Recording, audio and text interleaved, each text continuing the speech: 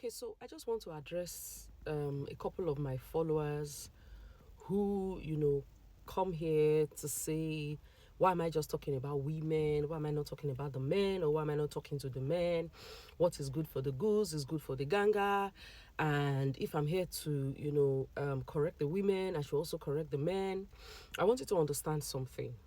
We all have our different purposes. Do you understand? My purpose is to talk to women who are hurting, who still want their marriages to work. That's why I'm here.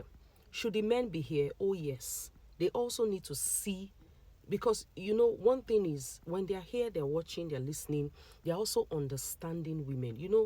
Men were instructed to live with women with understanding. They can only get that understanding when they are allowed to be in the space where women come to vent, to banter, to heal and to talk. So should they be here? Yes. I know a couple of men that reach out. I know a couple of men who forward these videos to their wives. I know a couple of men who will say, you know what, I'm learning from you.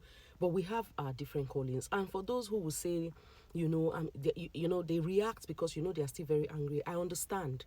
When a marriage is going through crisis, the individuals as well, the spouses, they go through different phases.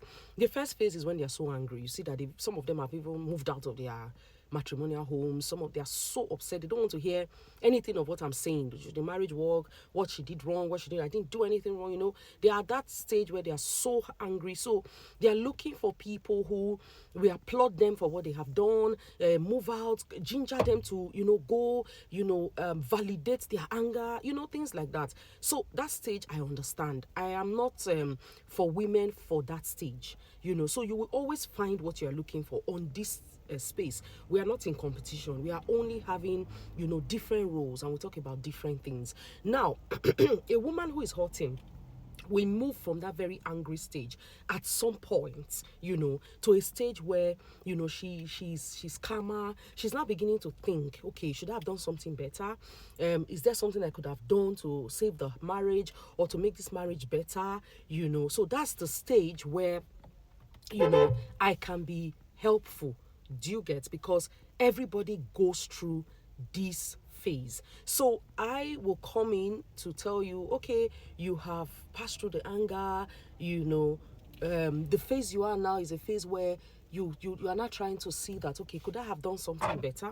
Could I have been a bit patient? That is where I come in. So when I hear you say, I beg, madam, leave all this talk, it's not for this, I understand that you are still very pained, and your pain is justified. That's the truth. You are justified, because if you marry somebody and you have expectations and the expectations is being cut short, you will feel anger. Do you understand? It's normal. But it's expected that after a while you calm down and you now begin to reason, that, okay, what went wrong? What would have been better? What could I have done? That is why I am here. And why do I address women? A wise woman builds a home. That's my niche. It's not just about me.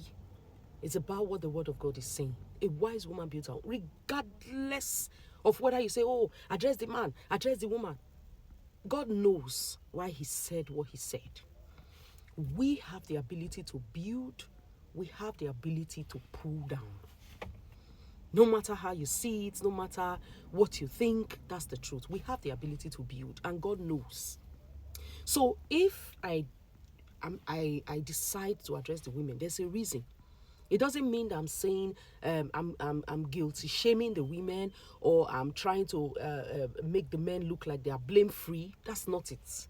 But I know that whatever a woman decides will work, will work.